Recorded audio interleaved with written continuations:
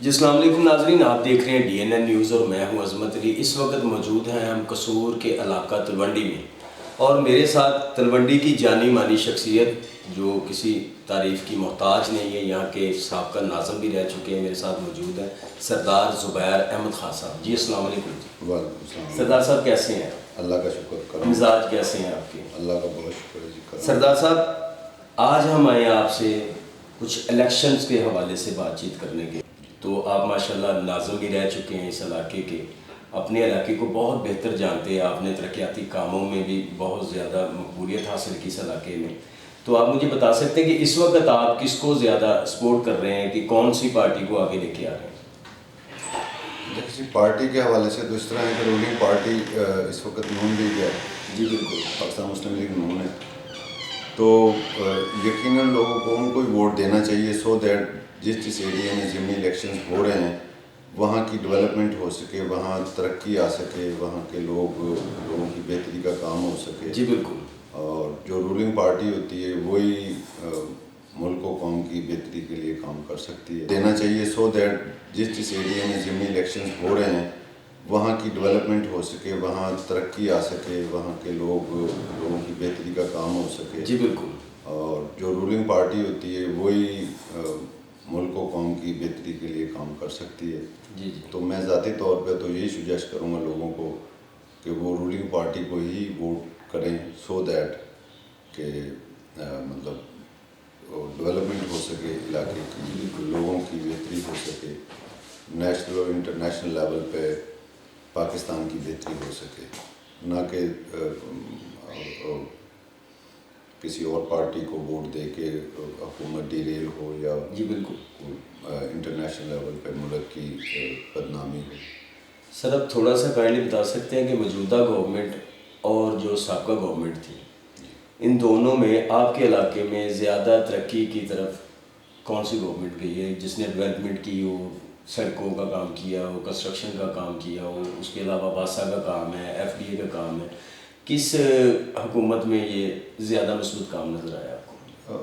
میں نے 2005 میں سیاست کا آغاز کیا ہے، مقامی سیاست کا آغاز 2005 سے لے کے اور اب تک اگر میں اپنے گاؤں کی اپنے علاقے کی بات کروں تو میرے خیال میں تو اس وقت سے آج تک جن لوگوں نے کام کیا ہے ان کا زیادہ تر تعلق پاکستان مسلم لیگ نون سے رہا ہے۔ جی جی، یہاں پہ وابڈا کا کام سردار آصف احمد علی صاحب تھے، انہوں نے بہت کیا ہے جی جی، پہلے جب وہ منسٹر ایجوکیشن تھے۔ جی اس کے علاوہ ان جو کام کیا قصوری صاحب نے بہت کام کیا ہے جی جی، اس ایریا میں۔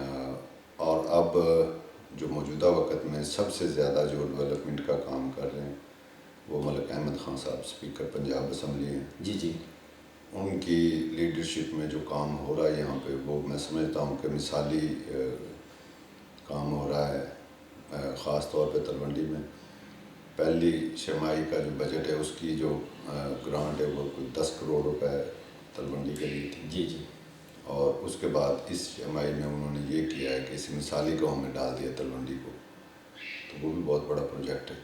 جی ایسا ہی ہے۔ تو ابھی جو موجودہ گورنمنٹ ہے وہ چل تو رہی ہے، آپ کی خواہش بھی ہے کہ پبلک ان کو ووٹ لے کے پھر سے آگے لے کے آئے۔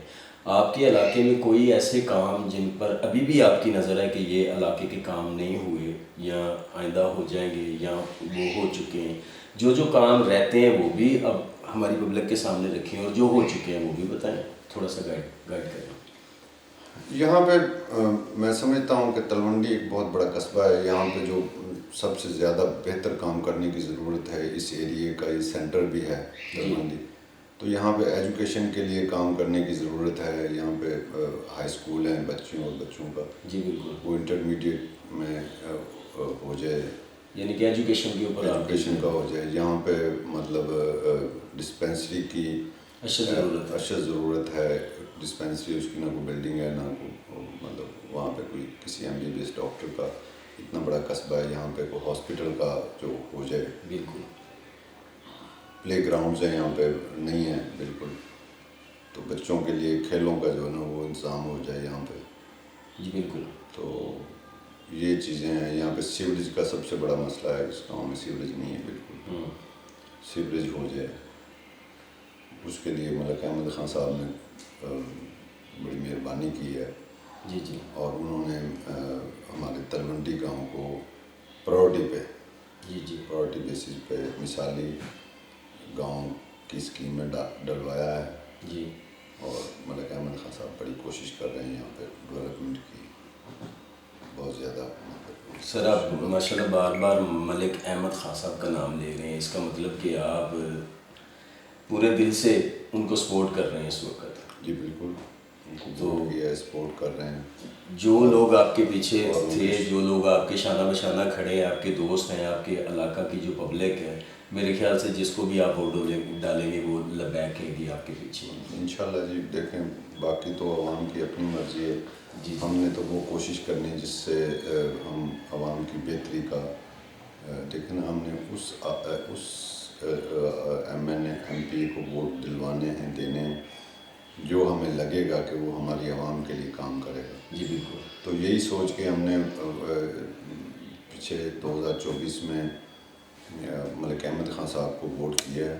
جی ملک احمد خان صاحب جس نیت سے جس